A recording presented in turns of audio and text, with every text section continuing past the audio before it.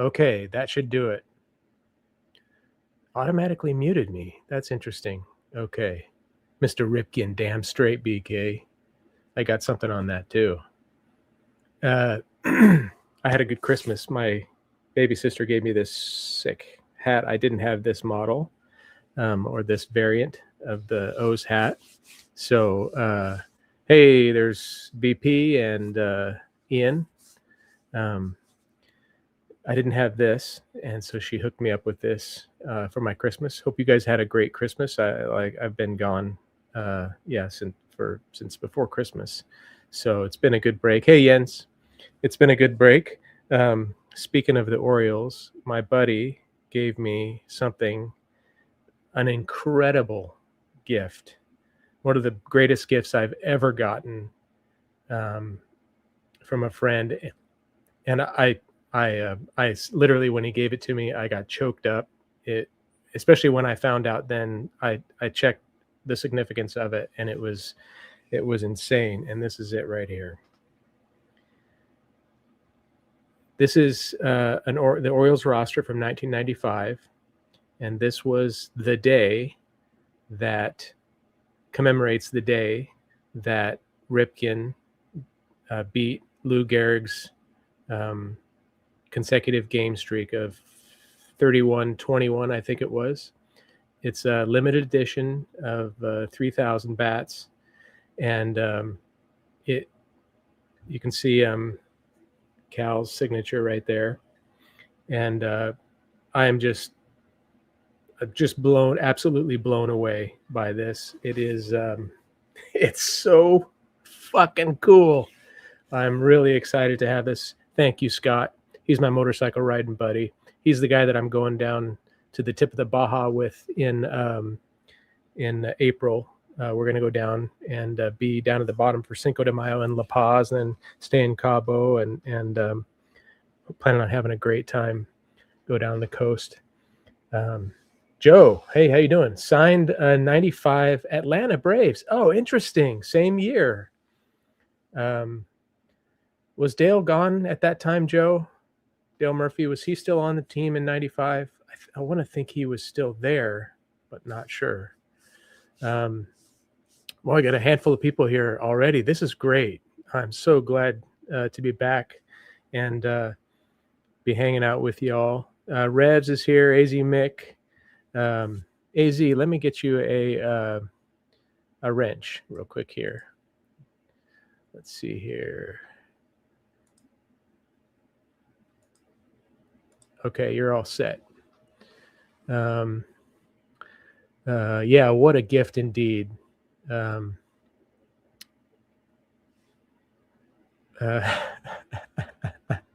what did Raji say? Raji, I was worried for a second Marty was going to say someone had beaten to death in a biker gang war. Yeah, no, just needed a break.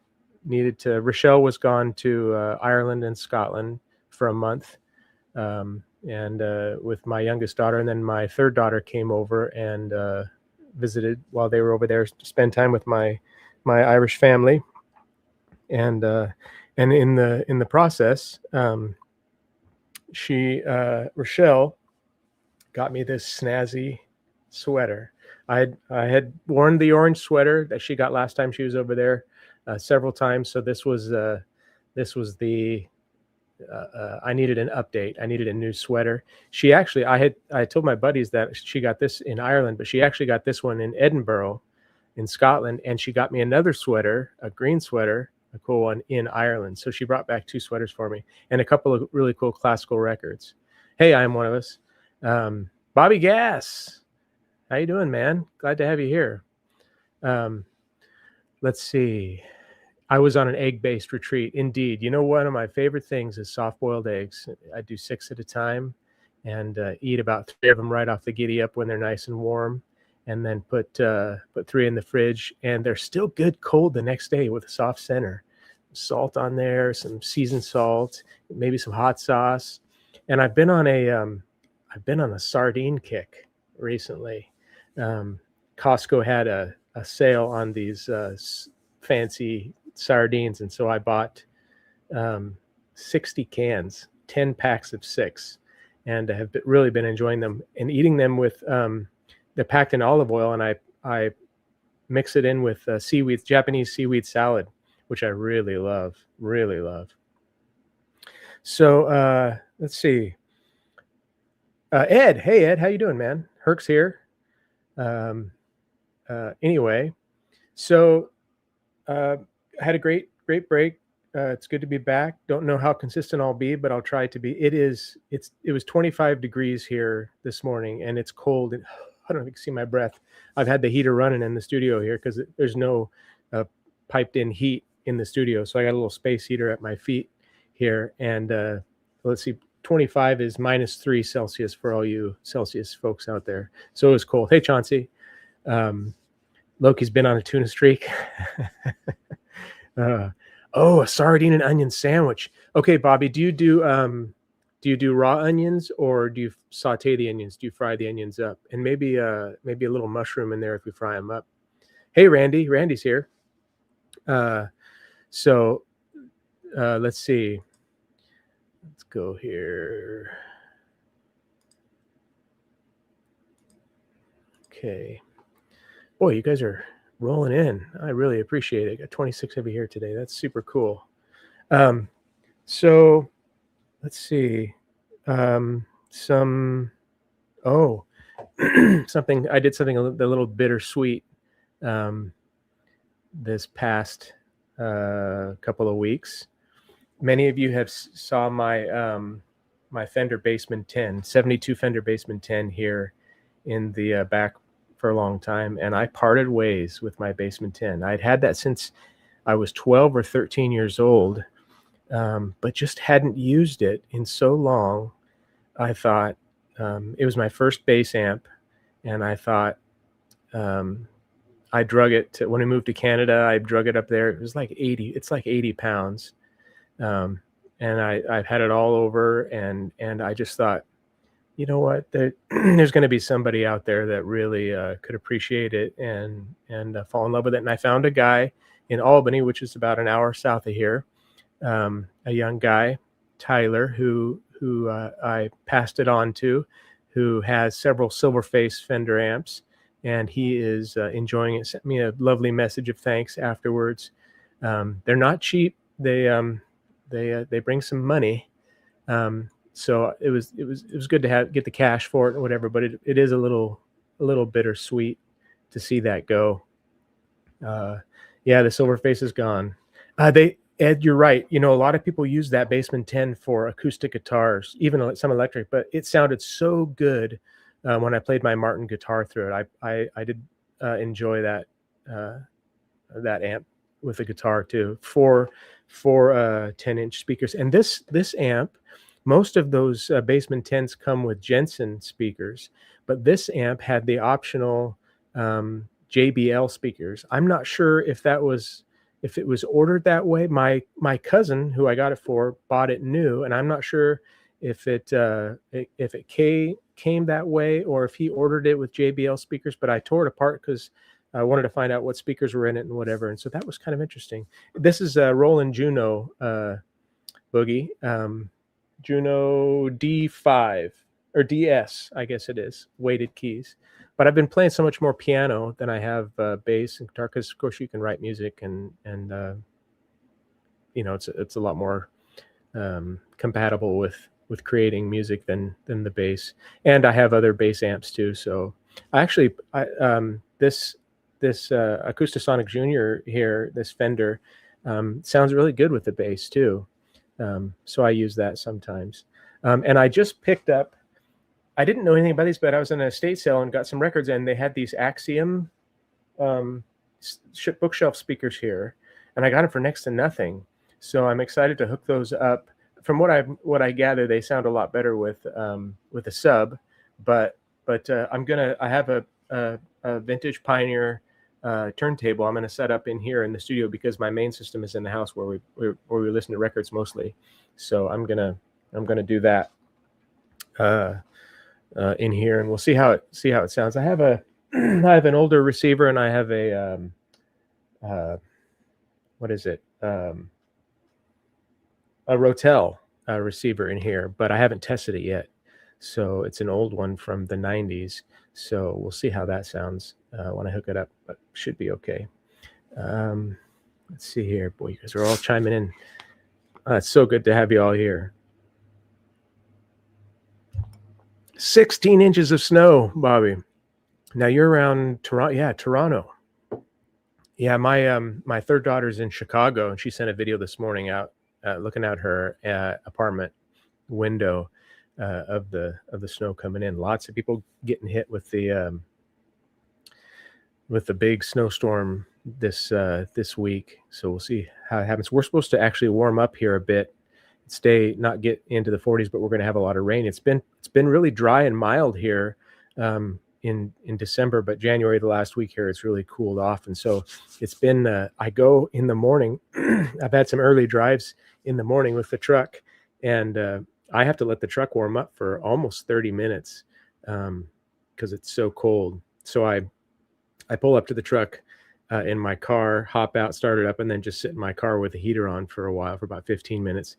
And then I do a pre-trip. But yeah, it's been chilly here, and chilly enough that when I'm unloading the truck, I wear ski gloves, insulated ski gloves, because my fingers get so cold throwing straps and stuff like that. So anyway, so yesterday, Rochelle and I we decided to go out to the coast. The city that's directly west of us here out of the coast is called Lincoln City, Oregon. And it's a cool town of probably 50 or 60,000, not too big. But I did some thrifting and found some really good stuff. There's a record store there, but they sell mostly new records, and so they have a bargain. They have bargain bins for really cheap, dirt cheap, and I found like 8 records there to resell. Some of them I already have in my own collection, and so I've been cleaning them all morning, and yeah, it is kind of a resort town, Loki. All the towns on the Oregon coast are a little resorty because of the nature of how beautiful it is and how sparse the population is on the Oregon coast. And like I think I've mentioned before, all 300 miles of the Oregon coast is publicly owned. You can't own the beach in Oregon, so you have access to the beach the whole length of the coast, which is amazing. So Rochelle and I stopped at a place called Inn at Spanish Head, which is a hotel resort right on kind of a cliff in Lincoln City, and we sat and had some drinks and chatted with friends online. And I had a gin and tonic, and she had a espresso martini, which was really good and really sweet, and she loved it really well. So I've garnered some records over the past month or so that I'm going to show today. Update on my retail location. As a lot of you know, my friend who had the antique shop that I had my records in down here, she had a stroke a couple months ago, and so she had to close down her shop, and I was without a place to sell records. But I found another place. It's a big coffee shop that has lots of books and other third-party stuff for sale and whatnot. And I have this space in the back. It's about half the records I had at the other place, but they're open 7 days a week, and I'm actually doing really well down there.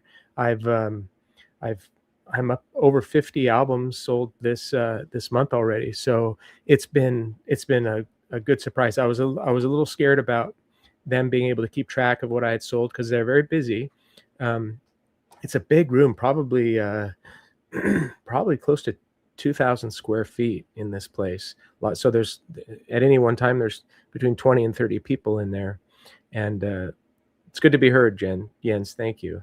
But it's been really good. They've kept track of it, and I've had to go in and take more records in, and the pressure of going out to find records is the hardest thing. It's, well, if you have a good record, you can sell it. That's no problem. But but finding the records is a little difficult. So anyway, so I'm going to show some records that I got for myself over the last little bit, and then I'll show some records that are going to go down to the shop. But I'll give you guys an opportunity if you're interested in any of them, and I'll discount them all for you if you want. But it's always fun just to look at records, and you shouldn't feel any pressure to make a purchase or anything like that. We'll just have some fun looking at records, and if you have questions and stuff like that, we can answer those. I opened a new PayPal account. My old one, which was linked to my sushi restaurant called Samurai Madame, was a business account, and they wouldn't allow me to do friends and family transfer. And so I opened another one, and it's Marty in Oregon. I think it's Marty in Oregon at Yahoo is the email link to it, but you should be able to find it at Marty in Oregon. I also have a Venmo too. Oh, Bobby, fan of Brooks Robinson. I got to meet Brooks Robinson when I was a kid. I have a 73 Topps card that he signed for me. And yeah, the human vacuum cleaner. Next to Cal Ripken. He's just about my favorite Oriole. Third base, that's right. Yeah, very good. So let's see here. The human vacuum cleaner. Hey, Chuck. Let's see, Bobby. Let's see here. Let me tune you guys up a little bit. Okay. Boogie, let me get you a Bobby and Boogie and Chuck. Let me get you a moderator tag just so, because it helps me know that you're my boys. All right, cool. Okay, so yesterday I found there's a really cool bookshop in Lincoln City that we always go to called Robert's Bookshop, and it's one of those places that has like 15 different rooms that you just kind of walk through this building and into all these different genres, and they have a little section of maybe a couple hundred vinyl or whatever. And I found this for Rochelle, and we listened to this last night when we got home, and it's so good. Starts off with Howling Wolves, and then Robert Redford narrates it. But yeah, really, really cool record. So she was pleased, and we really enjoyed this last night after we got home and got warmed up. We brought back a crab today. We're going down to my folks' place to watch the Seahawks, go Hawks, play the Rams this afternoon. So we're gonna have shrimp cocktail and Dungeness crab and some tilapia. It'll be a seafood feast down at Mom and Dad's today.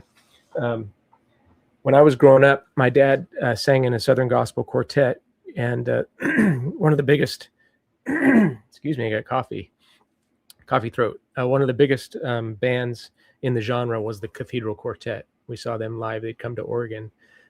So I picked this up yesterday. My favorite crooner is Mel Torme, and this is he's singing live at Marty's in New York City. I love Mel Torme. Everything he does is fantastic. Loved his cameos on Night Court. And I actually have another album from it's from the 80s too. He sang another concert at Marty's in New York that I have too, but Mel is fantastic. When I was growing up, I listened to only CCM, which is contemporary Christian music, and a big artist in the 80s was David Meese. This was just a buck, so I picked this up yesterday. I haven't listened to it yet. I had this cassette when I was growing up. Yeah, the Velvet Frog. The Velvet Frog. That's funny. Another guy that has won 14 Grammys.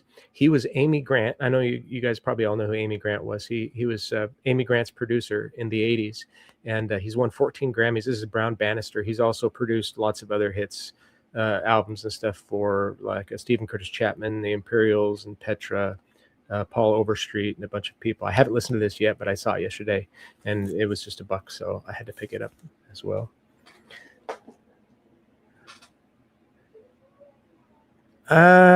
Chuck, you think Blue Crab is better than Dungeness? I don't know. I mean, I guess I've only had Blue Crab a few times, but Dungeness is pretty good. Really like it.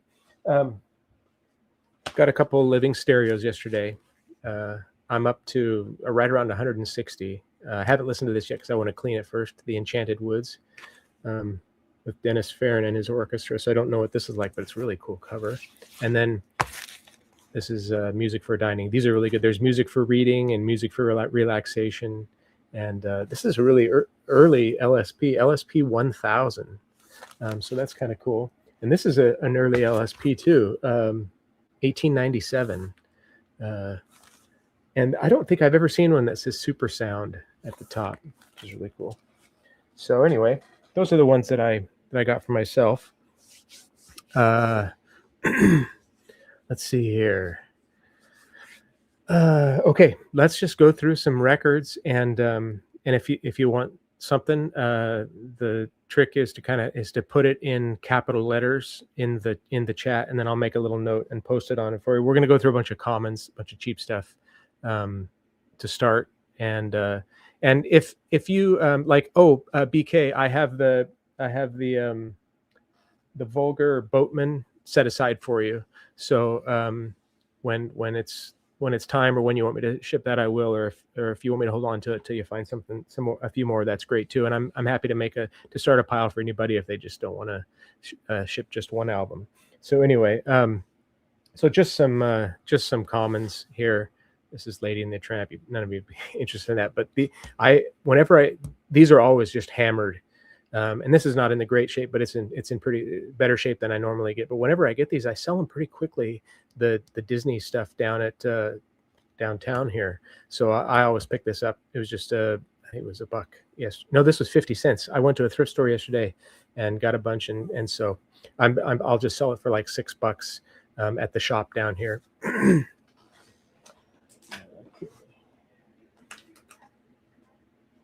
Here we go. Here's tribute to Woody Herman. This is cool because it's got the red vinyl, which is neat. I haven't listened to it yet, but I'm sure it'll be kind of cool. Kind of old. I think it's from the late 50s, I think, but I'm not sure. Doesn't say. Hey, 40. Oh, 40, let me wrench you up a little bit here, as Rachel would say. There you go. This is a $5 record. Richard Harris, A Man Called Horse. Interesting. Soundtrack to Z. Is it Mikas? Theodoricus? Racus? Look at this. The Rise and Fall of the Third Reich. I'd never seen this before. Is it a gatefold? Yeah, it is. Ooh, it's got a weird stain there.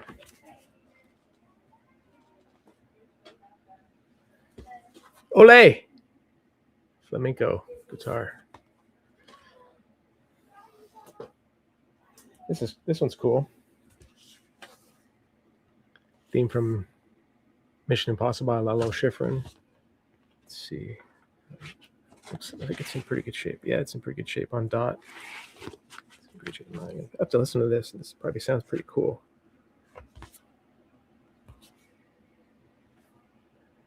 Martin Landau, Peter Graves. Yeah. Very cool. The Dictator's Cut. Ah! Ed, you're funny. Which Reich? It's the 33 and the Third Reich, I think. Here we go. Here's Diane and Marvin. This folds out in the front.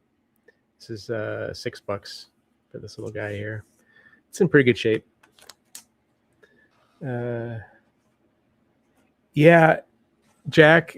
Here, Goodwill's. They're $4 a piece at Goodwill. And it's a real drag, and a few of our Goodwills have been, and I think Concert Buddy posted this yesterday. He's noticing some of the thrift shops, they're individually pricing some of their records, and I think he showed a Men at Work album for $10. You know, I mean, it maybe in mint condition the album is worth that, but just this kind of mentality of individually pricing records that were donated to you to try to make more, and a lot of the Goodwills around here just send their good records to corporate so they can do the online auction stuff. And it's just sad. You can go to a record store and find cheaper and better records for $2 than you can at a Goodwill these days. It's really kind of a drag and not very cool, I don't think. Here's Del Shannon. I listened to this. This is fun. This is really cool. Under My Thumb is such a great song. Really like this. I think I'm gonna have. I think I have like $7 on this. Found this one recently. Man, really got the. Take a drink of kombucha here, guys.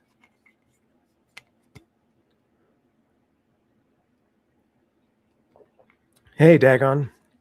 How you doing, man? Glad you're here. Recently, Joe Eli passed, and so I got this record of his. $7 for the record. This is Backstreet Crawler. The band plays on. My goodness. Sorry, guys. I listened to a little bit of this. It's pretty cool. It's kind of like soul rock on Atco. This is $9, but I could sell it for $7. $5 for what, John? What do you want for $5? You can have it.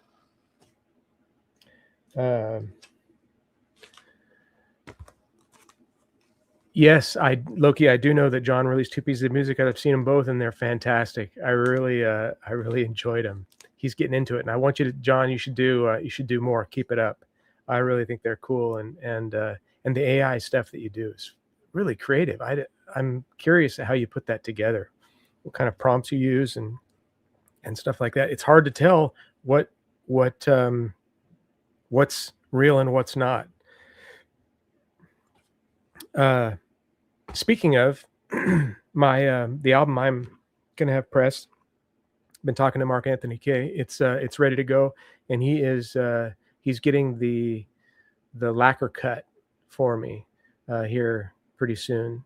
So it's probably going to be out. It'll be after I get back from my motorcycle trip.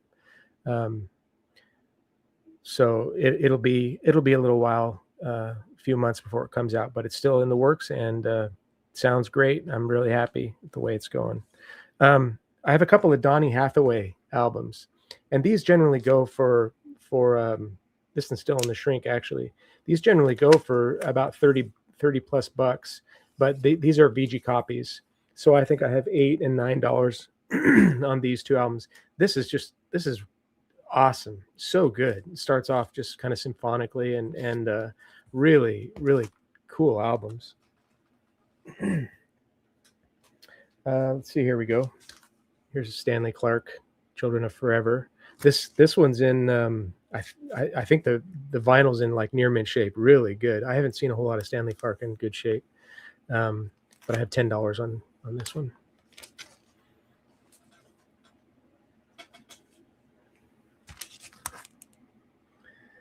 Some Enchanted Evening. You guys know this album, don't you? This was one of the ones I got at that record shop yesterday, and it's in the records. They're all in just fantastic shape. Fluffy. Hey man, glad you're here. What do I have on this? I have 19 on it, but if somebody wants it for a 17, I think these go for about 25 in this condition regularly. Third Stage, great album. This is in really good shape. A lot of times these are hammered, but these are I think pretty close to near mint. VG plus. I have 12. I'm gonna sell this for 12, but I'll sell it for 10 if somebody wants it. This is kind of a must-have. I have my own copy, and I really like. Gotta have Boston, right?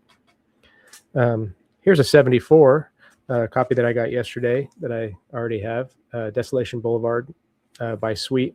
They put out 2 albums in 74. This has Ballroom Blitz on it. Their big hit, and this is in really good shape.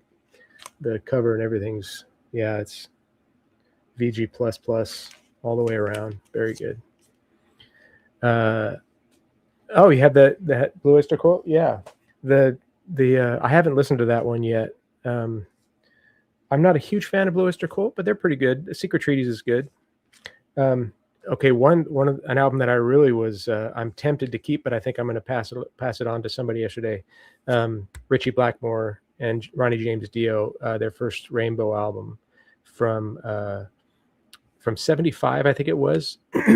When Ritchie left Deep Purple, they put out two albums, Burn and Stormbringer, in '74, and then in '75 this came out, and it is this is in near mint condition. Yeah, it's spotless. It's in really good shape, and I listened to it this morning, and it sounds fantastic. I have 25 on this. Has a little bit of ring wear on the cover, but this is a very, very cool album. Bill's here. Hey, Bill. Here's another 74 that I came across yesterday that I have a copy of. I have a promo of this one, but this is just a regular press in very good shape. Robert Hunter, connected with the Grateful Dead, tells of the great Rum Runners. Good album.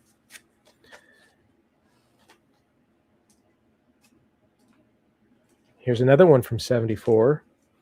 I didn't know this was from 74.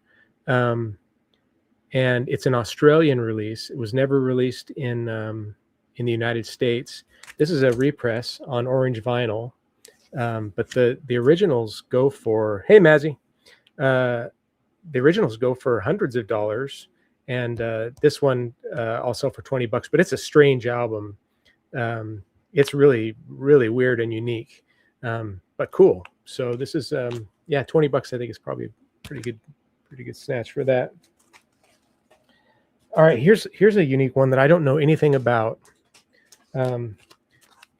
This is Dramarama, and this is sealed, still sealed, and these go for some money, which was wild. A couple years ago, a new one sold for $125, and there's 3 for sale right now on Discogs, and there's I think between $80 and $100 for these. But if somebody wants this sealed for $70, I'm happy to part with it. I think I'll probably put like 105 on it down at the shop or something. I don't know, maybe 100 or 99 down at the shop. So I don't know anything about these guys. I haven't streamed them yet, but yeah, it was kind of interesting to find it sealed. I don't remember where I found this one. I recently sold a copy of this down at the shop, and just found another one yesterday, Tommy Bolin's Teaser. It's on new, is it Nemperor? Yeah, Nemperor Records, which I don't see a whole lot. It's kind of an interesting. Is that how you pronounce that? I mean, you want to say New Emperor, but I think it's Nemperor Records. You guys know any history on Nemperor? I don't at all. Yeah, Mazzy, I missed your show yesterday because we were out of the coast, but I'm going to go back and and listen to it in the truck. I saw that Joey was on, played a song and stuff like that, so should be fun to listen to in the truck this week. Okay, here's some. Let's see. Here we go. Scarecrow. This is in probably near mint shape. $10 for this. Of course, it has Small Town on it, his huge hit. Stanley Clarke had a bunch of records on Emperor too. Okay.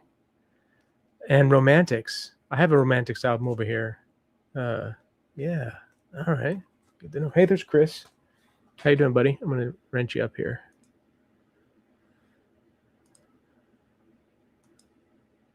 There we go. Who am I missing? Am I missing anybody here? Bill's here.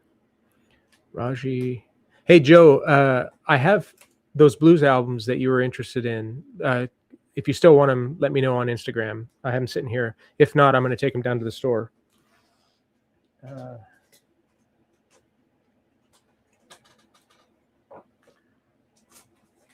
Okay, I got this yesterday. This was owned by Debbie Rasmussen. So nice of her to put her name on it for us, right? But check this out. This is insane. Maybe it's not insane, but it's pretty cool. See, it says side 2 there. And side 2. They put the, it's not pressed. Both sides are on it. But they put the, the side 2 label on both sides. So I thought that I put it through the ultrasonic cleaner and I looked at it side 2 and I always put side 1 up in the sleeves. So I'm looking down and it's side 2. So I flip it to put it in the sleeve and it says side 2. That's pretty weird. So great album, such a good album. I have my own copy of it. So I'm going to pass this one along to somebody. I'm not sure what it's worth with the label. Hey, Harry. Harry's here. Number was started by Nathan Weiss, manager and music business lawyer. He ran the Beatles affairs in the U.S. Interesting. That is wild. I'm going to have to look up their wiki and see the stable of artists that they used. Oh, Rochelle's here. Hey, we just had our goddaughters here for a little bit. So Rochelle was playing with them inside the house, my other daughter. So I think they just left a little bit ago. So she's dropping in to say hi. Hey, Dave, how you doing, man? So one I found yesterday that I didn't know anything about, but as soon as I looked it up, I was kind of flabbergasted. Do you guys know who Guy Clark is? This is old number 1. This is not a cheap record, and it's in amazing shape. But this record, goes for $60-$70, and I listened to it this morning. It's very good. It's kind of little kind of old country, but yet folky a little bit. Guy Clark is perfect. Yeah, I thought it was really great. So if somebody wants this, I'll sell it for $50. But I think that's probably where I'm at on this for now anyway. Okay. Here's another one I got recently. This is Louisiana Black French music, Lala, on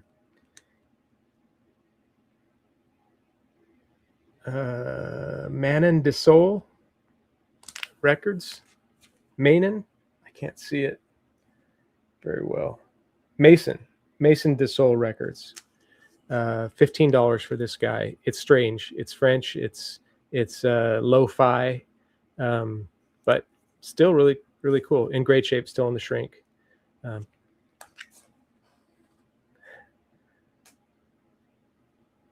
He was Luther Vandross. You should check out the Doc Heartworm Highways. Guy is on that. Okay. Let me write that down, Raji.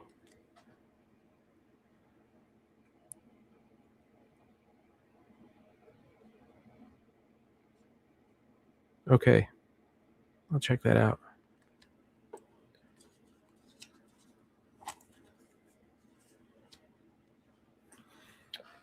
Let's see here. Okay. Now here's a few that I've shown before, but I'm going to discount them pretty heavily for you guys if you're interested. Just because they're not ones that I would typically move very much down in the shop. This is U's 74 release Gong's 74 release U. This is a first press UK, in great shape. I have 67 on it, but if somebody wants this for $50, they can have it, which is a steal. This is kind of what is this? The middle record of the Teapot trilogy? Is that what they call it?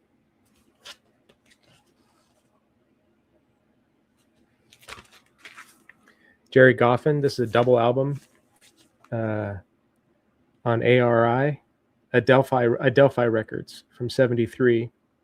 I had 49 on this, but if somebody wants this for 35, you're welcome to it. I've shown this, I think, a few times. This is the Tony Rice Church Street Blues. I have 63 on this, but if somebody wants this for 50, they can have it. A lot of people, of course, raved, Mazzy included it, about his the Tony Rice re-release this last year. That was, a lot of guys are saying it was one of the best sounding albums of 2025. So this is an original press on Sugar Hill, not a re-release. They did re-release it. Here is the soundtrack to The Nice Guys. This has the poster and the 3D glasses inside, with the poster with the naked lady. And I have 140 on this, but if somebody wants this for $90, it's a double on the pink vinyl. Incredible. I've said just how great this movie is. This is the kind of movie that I can watch over and over again. It's funny, but yet a cool story, and the set design and everything is from the 70s. And so the architecture and the clothes and the cars and everything is tuned up right around that time, and it's exquisite. So watch The Nice Guys, and the soundtrack is fantastic.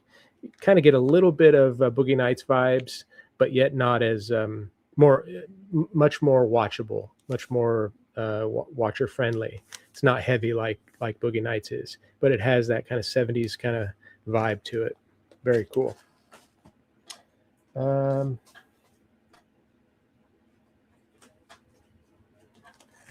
Okay, here is early UK press, second press of Genesis, from Genesis to Revelation. This I have 53 on it, but if somebody wants this for $40, that's a steal. I think they go for quite a bit more than that. 70s porn music, perhaps. Yes, Randy. So yeah, if somebody wants this, this is the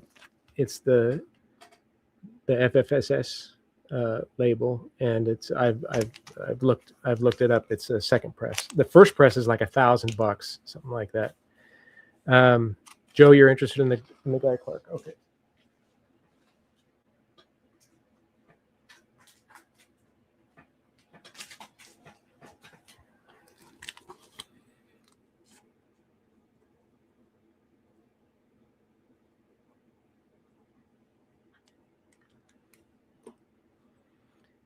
Is Kiss is on The Nice Guys? Is it?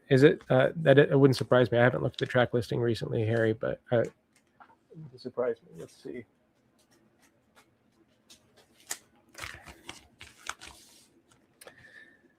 So we have The Temptations, Kool and the Gang, Taste of Honey, Earth, Wind and Fire, Climax Blues Band, Al Green, Brick, Earth, Wind and Fire, Bee Gees, Kiss, yeah, Rock and Roll All Night, yeah. I'm gonna rock and roll. I fucking hate that song. The band is on here. Ain't Got No Home.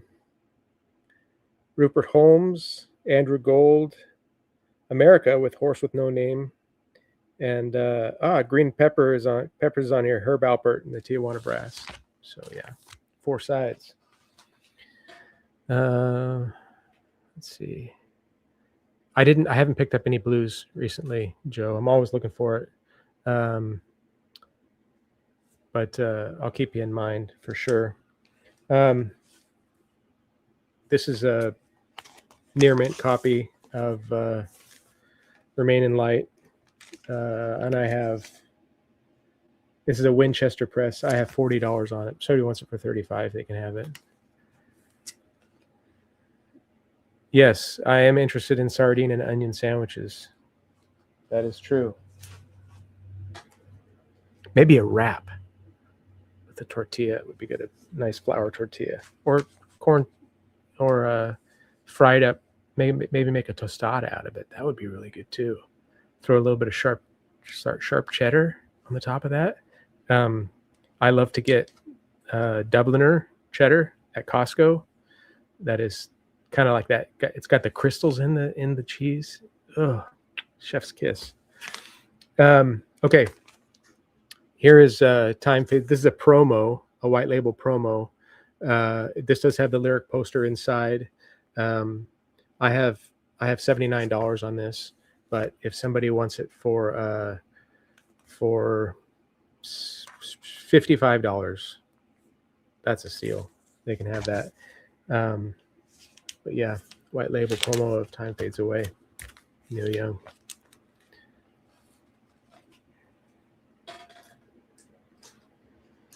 Go Hawks. That damn straight, Harry. Go Hawks. It's going to be a good game. I was saying I'm going down to my folks' place to watch it this afternoon, so it'll be fun. Okay, just a couple more here. I showed this. This is a First Press Santa Maria stereo. Bringing it all back home. I have 75 on this, but if somebody wants this for 55, I'll pass it on to you for that. And it's in good shape. I don't see these Bob Dylan albums in good shape. This has the black instead of the white stereo. It has the black stereo sign on it. So is it a Santa Maria Press? So if somebody wants that for 55, to pull out some Albert Collins. I might have some Albert Collins, Randy, still. And then the last one is this is a 63. This is a second press mono from 63. I have 75 on this, but if somebody wants this for 60, Matt, what you want the Bringing It All Back Home? This one or the one I just showed? Let me know. I'm going to write it down here. What did I say? I said 55 on that.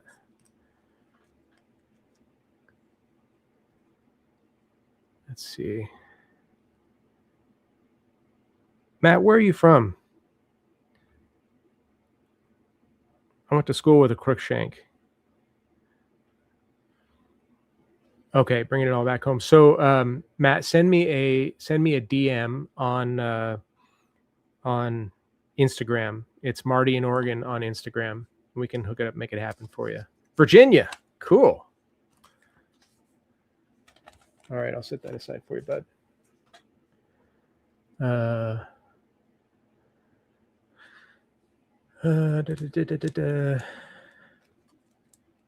Okay, this was the last one I have, guys, to show. So, let's see. 2 records there. All right, guys.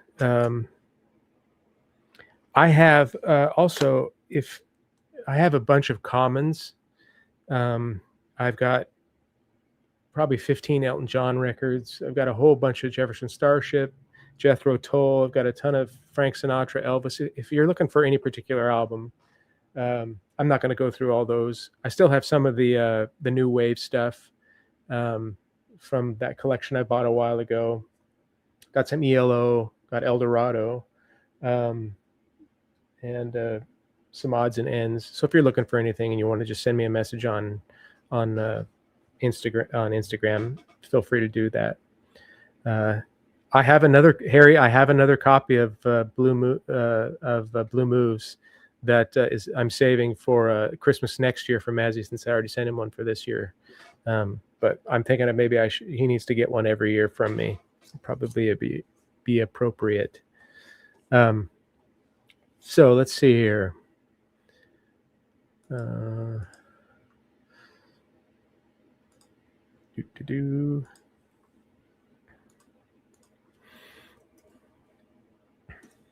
we go. All right, let's take questions from the audience. Whoops.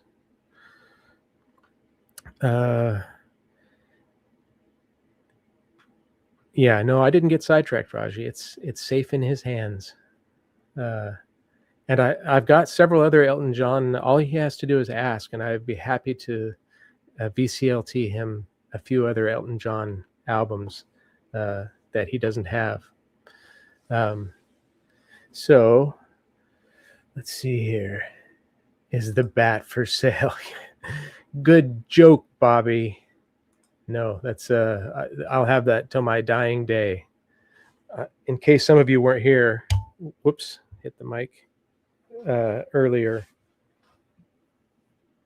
I showed this. I'll show it again too at the end of the show if I need to. It commemorates the day that Cal broke Lou Gehrig's Ironman record, which will never be broken. Of course, it's the one record. If there ever is a record that'll never be broken, that's the one, because there's no such thing as a tough baseball player like they did back in the day. I heard this story one time that Cal was late getting to the ballpark during a game, I think it was a matinee or something like that, and they actually delayed the game for him so he could make it. So because he was late, I don't know if he got caught in traffic or what the deal was, but they delayed it for him. Loki, that racket doesn't have any strings, Marty. It's useless. What racket?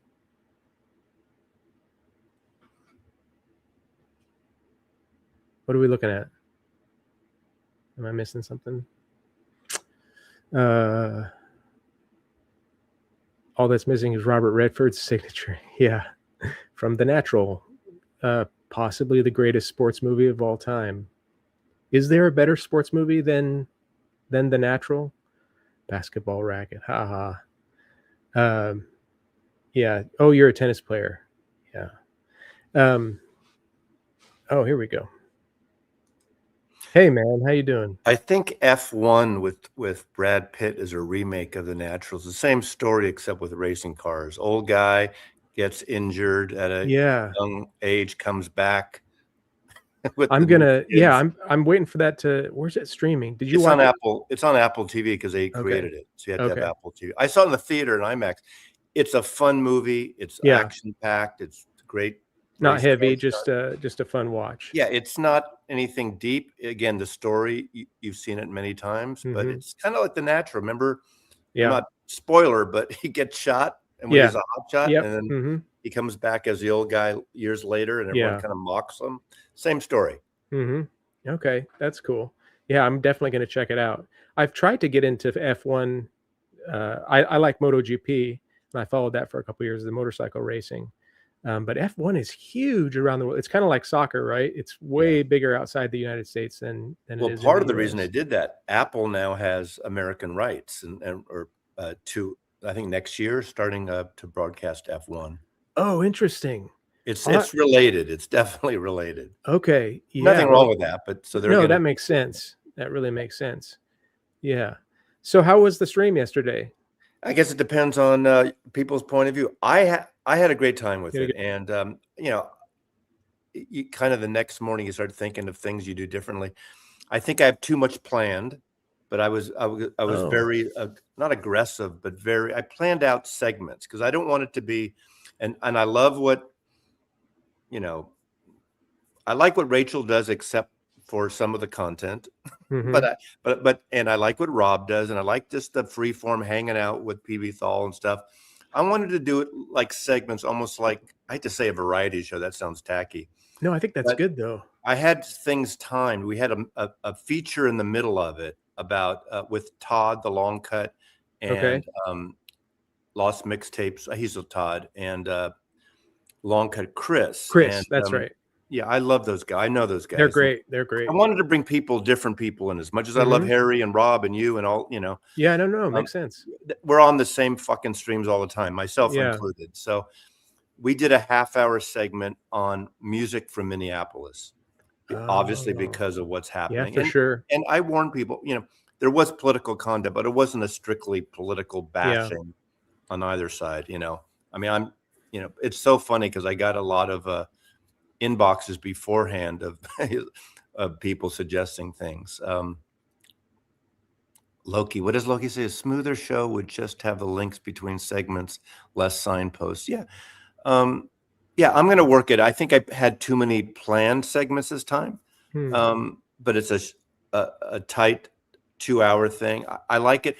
I want to figure out, because Joey was great. He wrote a song for it about nice called Gum, but it's really about the humming guru.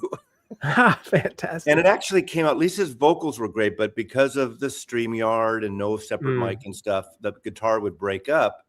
But if you listen to the lyrics, they're there. We watched that last night after the fact, and it came out, it was pretty good.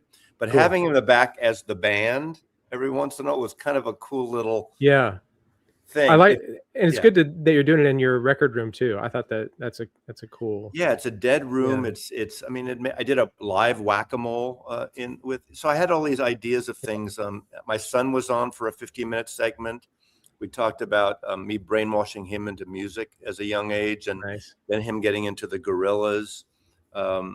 So yeah, I had a great time. You're encouraged to do it. Well, supposedly I'm going to do it every Saturday. We'll see. Yeah. We had an average of 200 people watching. Oh, at anyone. That's really good. It went from 165 to 230 back and forth. That's fantastic. Rob was the moderator, but he wasn't on except for a couple of short clips things. He wasn't there all the time. Yeah, a couple of people said that Joey looked like Robert Smith. Yeah, definitely. But it was I enjoyed it.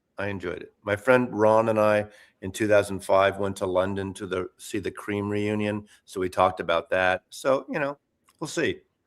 It's up there for anyone to watch it still. Yeah, I'm going to watch it tomorrow in the truck. It'll be listen to it. See if you like it. So, I'm not averse to talking politics, and I was going to say something at the beginning of the show about what's been going on. Yesterday, when Rochelle and I went out to the coast, on the way out, we were hearing the news of what had happened, and so it was a little bit. Our beach day was kind of introspective and reflective on our situation and what's going on, and I've since I've been taking the last month and a half off or so, I've been reflecting on, how does my VC relationships, interact or clash or cross over with how I feel politically and the people that disagree with me. And it's been kind of a I don't want to say it's a struggle, but it's there's so much, I'll go from I don't want to talk to people who can't ask themselves the question whether they're wrong or not to listening. I don't know. Here's how I tried to, whether I know some people always like to say, call me Mazzy, left, far left. I feel I'm left of center, and I really try to see it through. Now, one thing I will admit that I've been guilty of forever is going after, say, Republicans who it's just different policy. Now, whether it's Bush or Trump or Romney, whoever it is, the policy of Republicans are things that I don't believe in. I don't hate those people. Historically, Ronald Reagan was my governor when I was in California, then obviously president. I didn't like his policies. We know now when he cut off help for mental health things, how it snowballed. But, you could argue that Ronald Reagan did a lot of great stuff and, and different policy things, how people handle, whether it's war, economics. We know the trickle down thing doesn't work. Right. I'm always surprised that supporters of some Republicans who are poor or middle class support that trickle, and we find out the rich getting tax breaks does not help. That's totally fair to disagree on policy. But especially yesterday and what happened a couple of weeks ago in Minneapolis, this administration jumped before anything, saying this guy came with a gun and went after these ICE agents. And first of all, he was, when you talk about gun rights advocates or people who support the Second Amendment, one open carry, the guy had a holstered gun. He had a permit. He never pulled it out. He had his phone out. He helped a woman who was pushed down. The ICE agent took his gun out of the locked holster, whatever it's called. It's holster. Yeah. After they took it out, he was shot 9 times. Yeah. They won't investigate this. It won't be an open investigation. So whatever you're saying, he didn't threaten anyone, yet he was pepper sprayed. there's 5 people on top of them. How could anyone who looks at that, all those things we see now, how can anyone think that is normal and that is the way the government come in? Those 2 people who died in the last couple of weeks wouldn't be dead if it wasn't for the administration sending these ICE people in. To what are they sending them in for?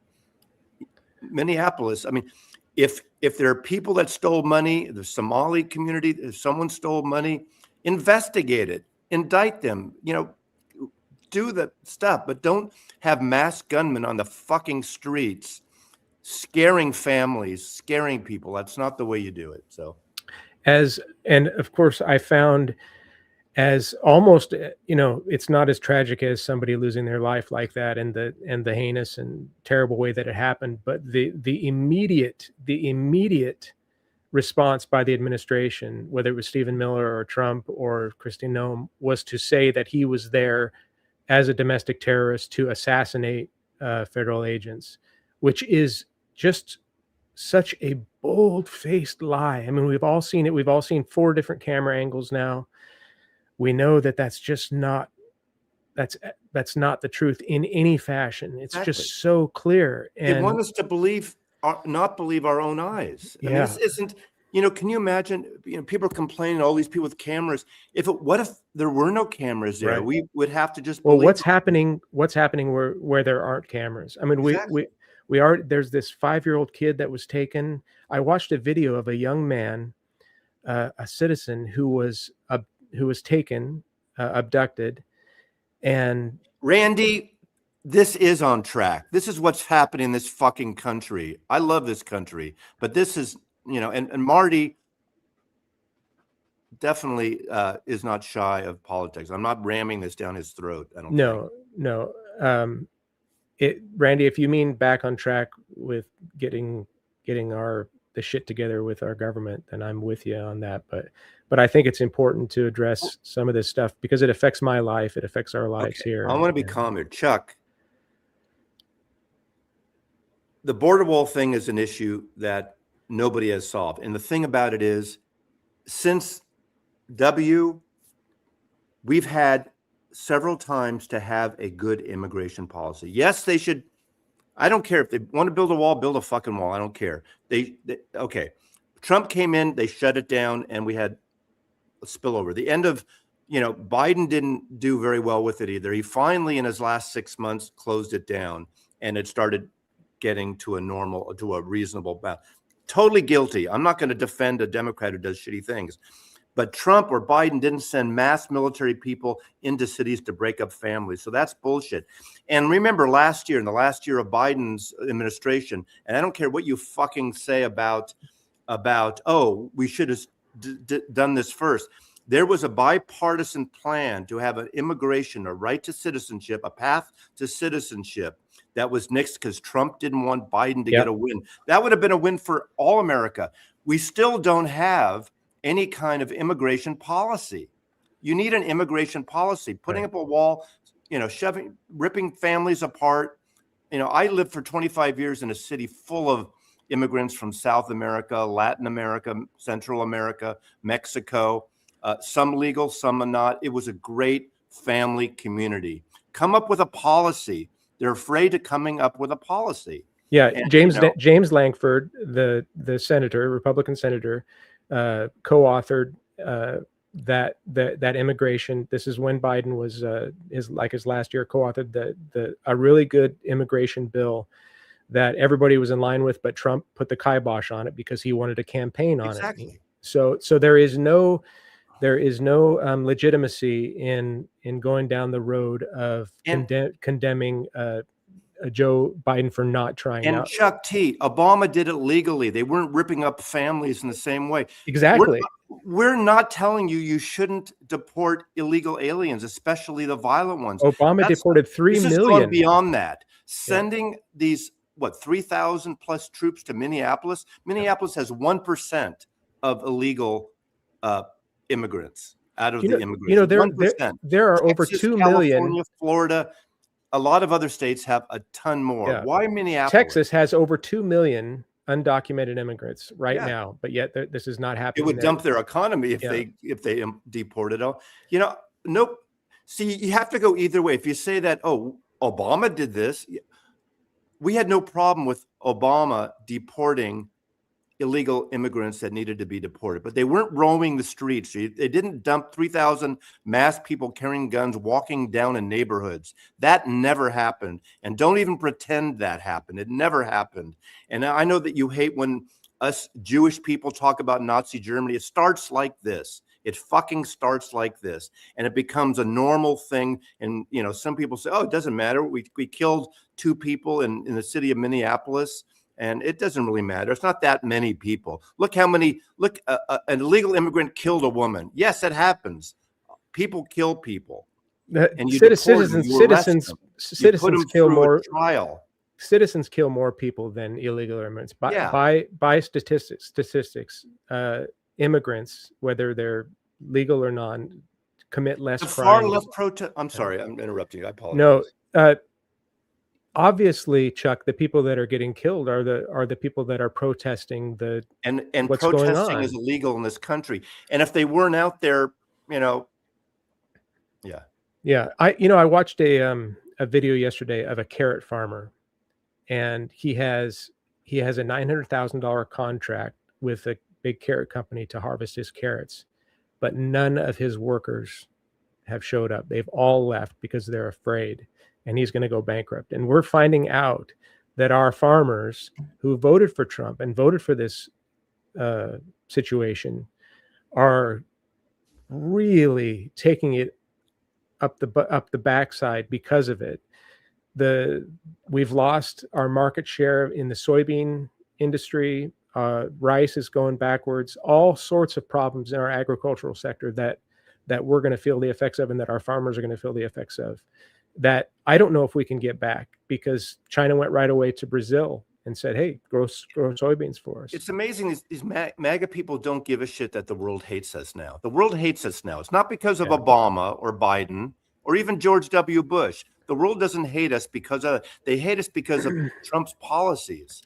The yo-yo effect of his tariffs, they're not even consistent. He hates someone talks bad about him. Now we're back on the Canada fucking around because he didn't like the speech the Canadian Prime Minister gave. Did you see Trump's speech at Davos? Yeah. He's an illiterate, fucking retarded person. Unreal.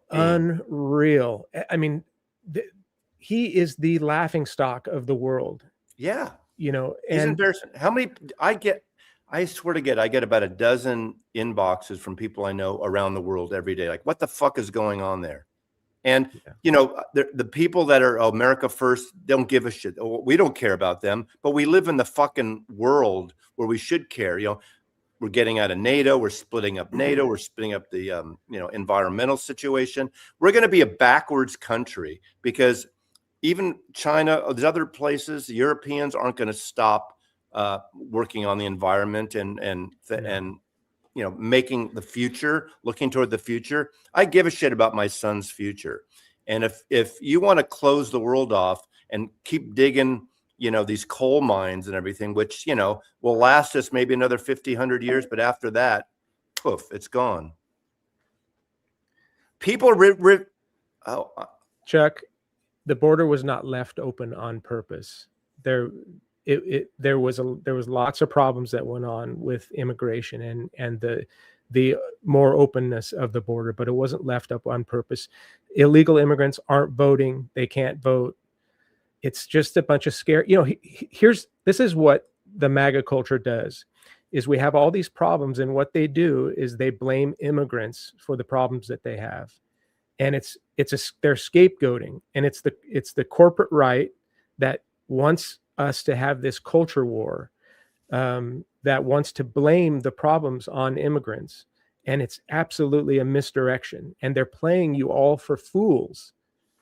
And I wish, listen, I'm wrong a lot, but I wish my MAGA friends and my family, I have most all of my family is conservative. And if they could just do a little self-reflection and question their own positions a little bit more. But the problem is that MAGA is an identity. It's part of their religion. and you can call it a cult because a lot of times nothing you can say will get them to address their own positions and falsify their own positions.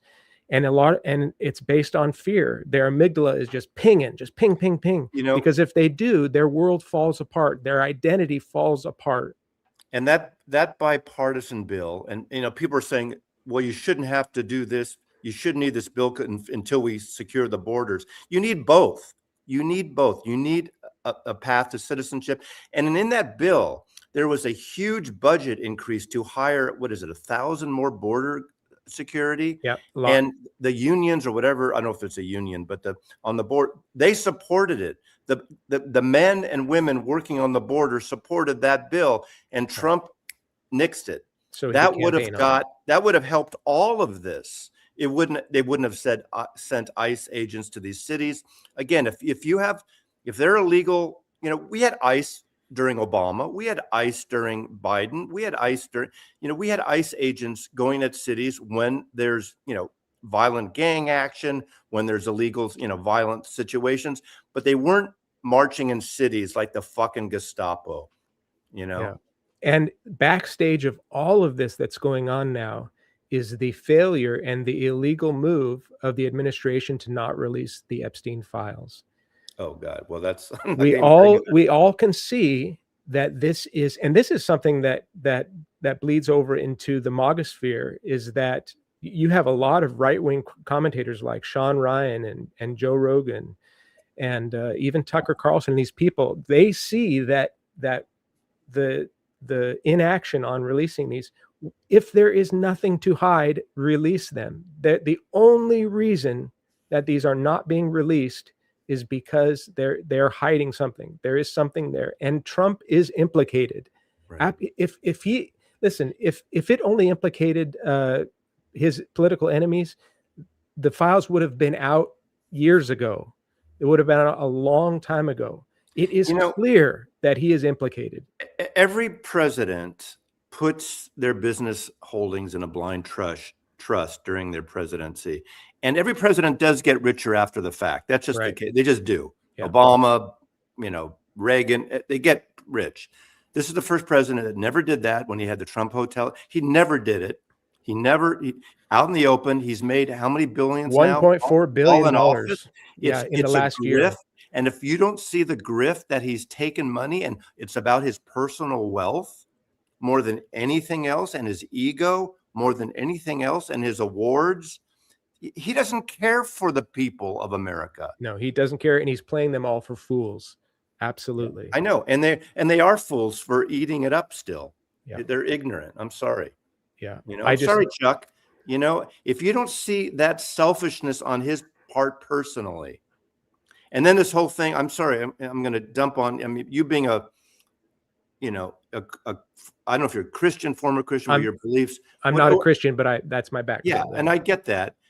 But they talk about the Bible, how we don't give a shit that the messenger is flawed, but he's given us what we want. It's that kind of bullshit, that he's like the devil, but he's given us, he got rid of abortions to some states. He got, all the stuff they're doing. So you're selling yourself with the devil. And that's where the Bible becomes this big fucking piece of shit. Ironically, the MAGA movement is living the Bible backwards. They're into the Levitical code and not the teachings of Christ. Jesus embraced the immigrants. He brought them in. And it's completely counter, but we have this what's called prosperity gospel in the United States with the evangelical movement. Like, Jesus wants you to be rich, Jesus wants you to be white, Jesus wants you to be all these things that the MAGA, and it's a religion of convenience for them, but it's a safe space, and so it's very, very difficult to break through to these people. Sephardic Jews are? Who Sephardic Jews are there? No, I know the name, but what is it? Well, they're Spanish. They're not just Spanish. They're the dark complexion Jews. They're called Sephardic Jews. They're, Middle East, Middle Eastern Jews and those things were dark skinned. I mean, that's why the whole pictorial of Jesus is really not anywhere based on reality, which is fine. I don't really, you pray to whoever you want to pray to, if that's your thing. And but if they actually showed Jesus, he doesn't look like Willem Dafoe either. That's for Right. sure.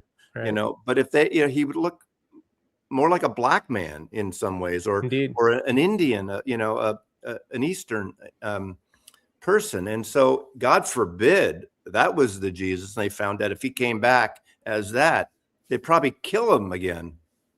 Yeah.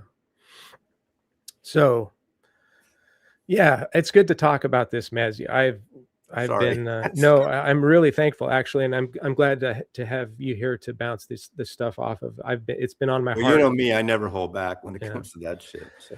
Well, I want to, you know, I value my community here, and but I don't also want to hide what's important in my life, and be able to share different things. You know what? I am shivering here because it's so friggin' cold in this room. So I think I'm gonna wrap it, if you're okay with that, guys.